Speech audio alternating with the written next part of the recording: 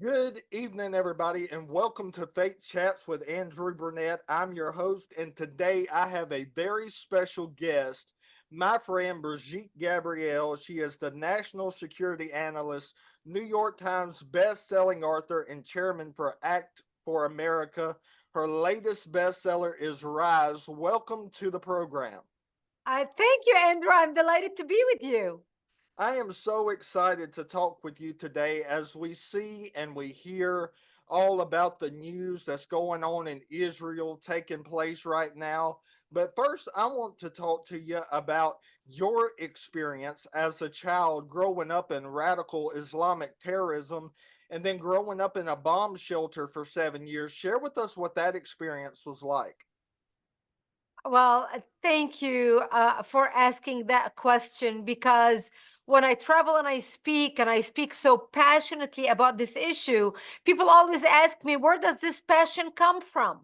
And you have to understand my background in order for you to understand why I am so passionate about defending our freedom, living in a secure nation, protected nation. You see, I was born and raised in Lebanon, which used to be the only majority Christian country in the Middle East.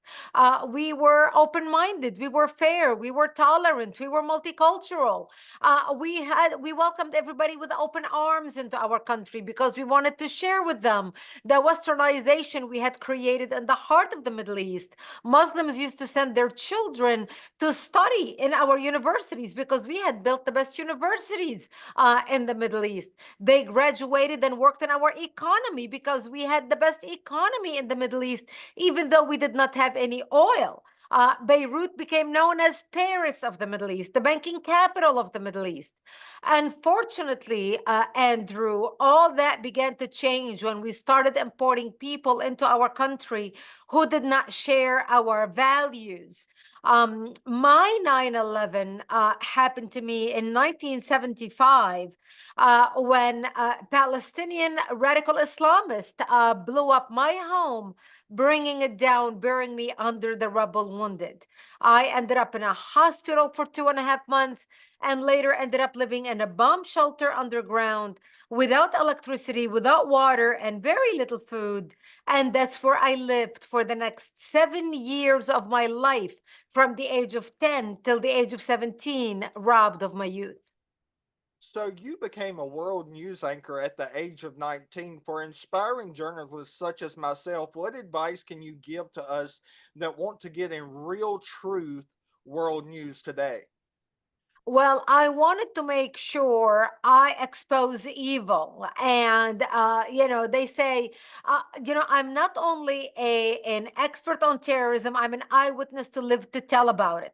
I moved to Israel in 1984 and I became news anchor for world news in the Middle East when I was 20, covering world events, reporting on world news. And that's what I did from 1989, from 1984 to 1989. And that's when we started seeing a real rise of radical Islamic terrorism across the globe. In my first book titled Because They Hate, where I discuss my life story and I encourage people to get it if they have not heard my background or my story. The book is titled Because They Hate. I discuss all the terrorist attacks that the Islamists perpetrated against Western civilization, against America, but we hit the snooze button and we went back to sleep. The attacks on the TWA, the Pan Am flights, Terry Waite, Kerry Anderson, Colonel Higgins, and I go on page after page regarding all these attacks. So I understood at a very young age my purpose in life, and my purpose was to expose evil and to fight evil. In the beginning, when I was in Israel, my way of fighting evil was exposing it through journalism. And thankfully, I was based in Israel, and in Israel, you can say anything you want to say.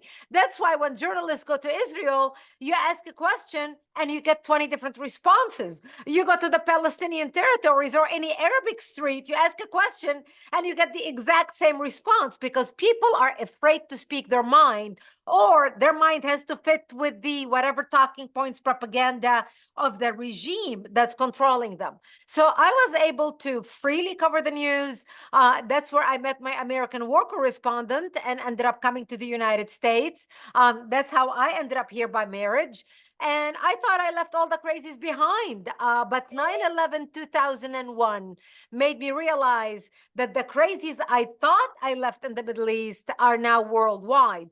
And that's how I started my activism by starting an organization called Act for America to mobilize people, to organize people, to educate people, and to let people feel and make a difference by impacting policy, by becoming engaged and becoming involved. Now, let's talk about something that just happened this past week that really just angered me. I mean, we had Benjamin Netanyahu, and he gave a powerful speech.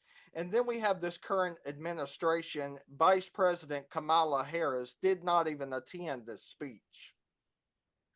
Yes, look, we know exactly where the Democrats stand concerning Israel. I mean, look at under Obama, the Obama Biden administration. I think ever since George Bush left office in 2006, in 2008, the administration after that, from Obama until Trump, they were anti-Israel. Obama was meeting and having all these Arab leaders and Palestinian leaders come meet with him at the White House, and he did not want to meet with Netanyahu. He actually made Netanyahu come through the back door. Netanyahu and Israel did not come back to be truly allies and be able to count on the United States until President Trump was in office. But after President Trump left, we're seeing the same policies, the Democrat policies. I call it the Democrat machine because it doesn't matter who's in power. You can change the puppets. The puppeteer is still the same. And the puppeteer that's controlling the puppet is the deep state and the people who are already in power, who have the cushy government jobs, or the consultants that are brought in by the Democratic Party, who are running the show regardless who's sitting or serving at the White House.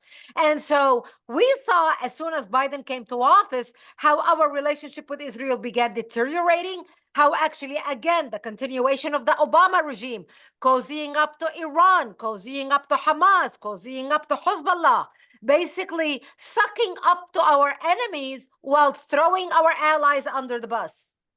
So, for people that really just don't understand, because the one sided news media is trying to feed a false representation, share with us what's really going on between Palestine and Israel right now.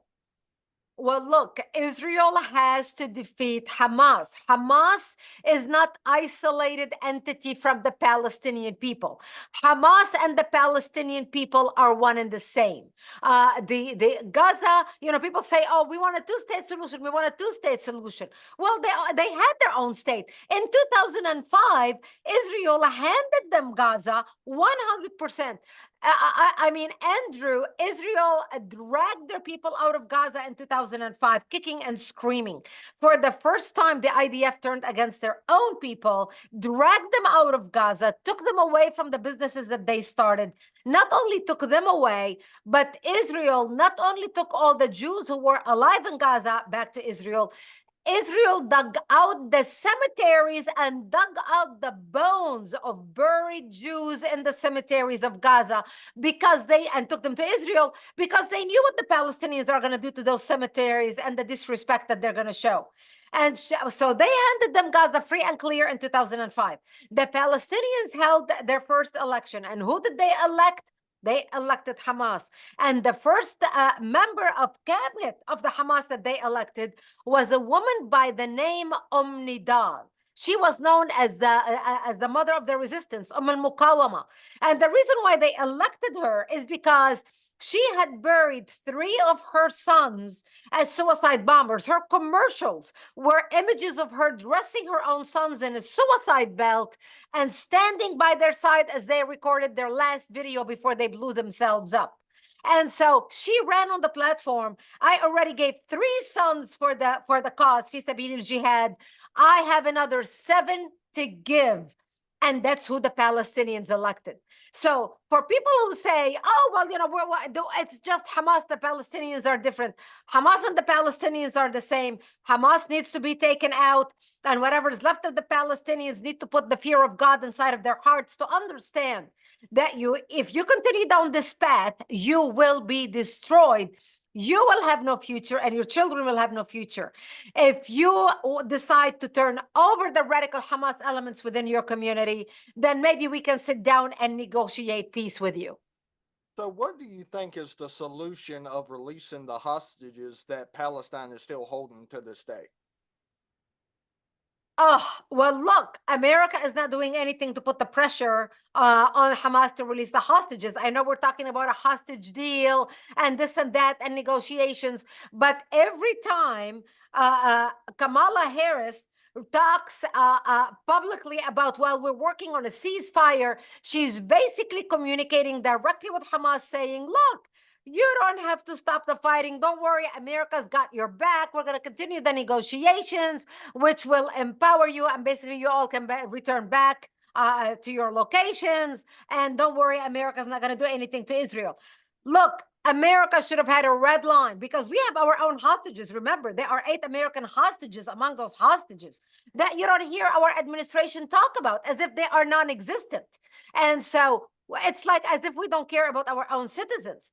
And so America is not standing with Israel on this. All this talk about releasing of the hostages, etc. This has been dragging for 9 months now, Jacob. 9 months. If they were serious about hostage negotiations, they would have supported Israel. Look, if America would have supported Israel from the beginning, since October 7th, Israel would have finished the job within 3 months. It would have saved lives. Many less people would have been dead. The hostages would have been freed and it would have been over. But meanwhile, America is acting like the shackles around Israel's ankles because the Democratic administration of the United States does not care about Israel. And that's why I encourage people to go to our website where we have petitions, where we have action campaigns directed at members of Congress, the Senate, as well as the White House to stand with Israel. Go to actforamerica.org. Right now, actforamerica.org.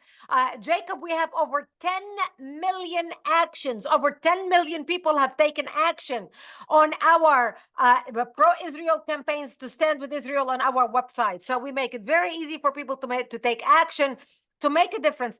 Again, I named the organization Act for America. Not think about America, not hope for America, not pray for America, but act for America. Because we can think and hope and pray, but without taking action, nothing happens. So I encourage people to go to actforamerica.org.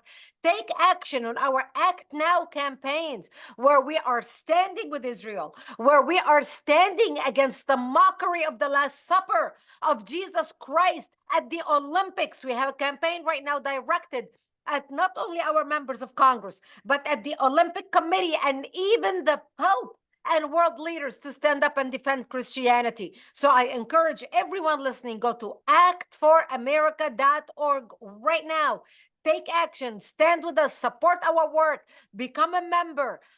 Together we can make a difference for Israel, for the United States, and for the rest of the civilized world in saving and standing up for our Judeo-Christian values and our freedoms. So, what world event or what idea transpired Act for America organization?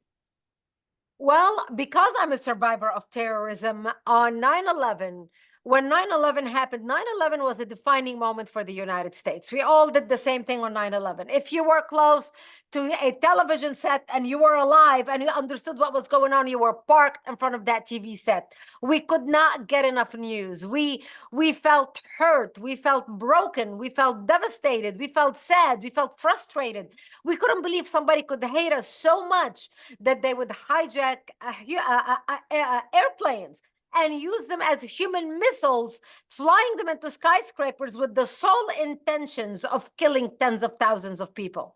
But 9/11 in particular was a defining moment for me personally. You see, on 9/11, my kids came home from school and I was watching television and my kids sat next to me as I was watching the images of the World Trade Center come down again and again.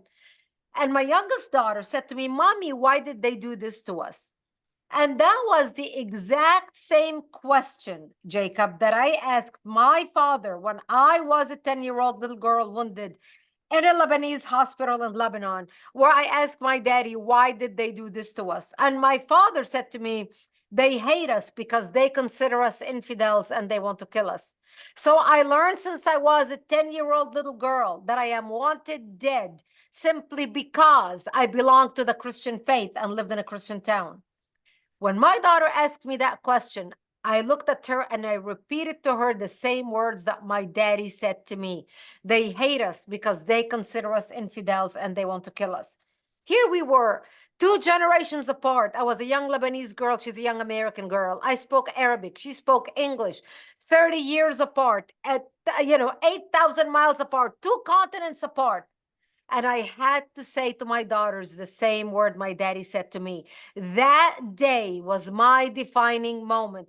That day I vowed that I will do everything I can to make sure that my daughter will never, ever look into her child's eyes and repeat to him or to her what my daddy said to me and what I said to her. That day I was reborn as an activist.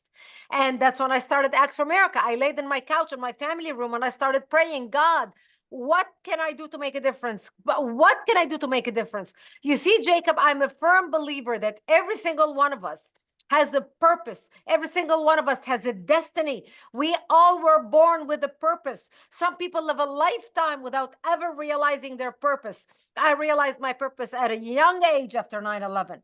And that's when I realized, God doesn't change the world through lightning in the sky.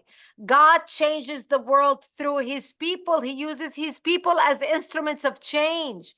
And so in my situation, I knew exactly what I was supposed to do. I was supposed to educate and mobilize Americans to understand the threat of radical Islamic terrorism to world peace and national security. And when I started the organization, radical Islamic terrorism was the only threat to America at that time. China wasn't the power that it was. Iran was not developing nuclear weapons. The border wasn't as open and chaotic as it is today. Black Lives Matter didn't exist. Antifa did not exist. The world was a different place. But as a national security organization, while we started defending against terrorism, today we have evolved into protecting the country from so many more threats. Today, Act for America reaches 8 million people a day throughout all our platforms, as well as our membership through emails. Our videos are seen by the millions, the tens of millions when we put videos out. So we are impacting policy. I'm proud to tell you that up to now, we have passed 250 bills on the federal level in Congress, as well as the state level. So that's why I encourage people, go to our website, actforamerica.org, sign up to receive our emails. We monitor bills coming down for a vote at the federal level and the state level. So no matter where you are listening to us right now, whether you are in Alabama, I know we are on the internet, whether you're listening from Alabama or Vermont, whether you are in Florida or Montana, when you sign up to get our emails and you tell us where you are, we send you action alerts about bills coming down for a vote in your state. So you can make your voice heard. We have a whole action item prepared for you from emails, social media posts, etc. That's how we are able to impact policy and pass these bills to protect our country. So, do you think the world is in danger with the open borders and the thousands of hundreds of thousands of illegal immigrants that are coming over? Could we see another 9/11? Of course, we could see another 11. And, we haven't seen anything big on the news yet, not for the lack of trying. Remember, we just about a month ago foiled a terrorist attack here in the United States. Remember, and it was perpetrated. The cell that we arrested, they came through the Mexican border. So they are attempting to have terrorist attack. Look at the guy who attempted to drive into Quantico this year. So we are seeing those, but the American public is not paying attention to the news. Obviously, we, as a terrorism analyst, and those of us who follow national security, we are very much aware of the threat to the United States. And so this is why we are working very hard to keep our borders secure, to make sure we elect people who understand the threat and who are willing to do something about it, who will put America first, who want to make America great again, who want to make America safe again. Our leaders, we deserve that from our elected officials, and they owe it to us. That's their job. Their job is to protect us, the citizen, from our enemies, and protect the United States, and leave the rest of us so we can be creative economically, and we can build and we can prosper. The job of the government is one job, and that is to protect the people of the United States. Well, Brigitte, it has been an honor talking to you. Thanks so much, my friend, for coming on Faith Chats with Andrew Burnett. God bless you. We'll be praying for you, and thanks for what you do. Thank you so much. God bless you. You have a great day. Thank you so much. Bye-bye. Bye-bye.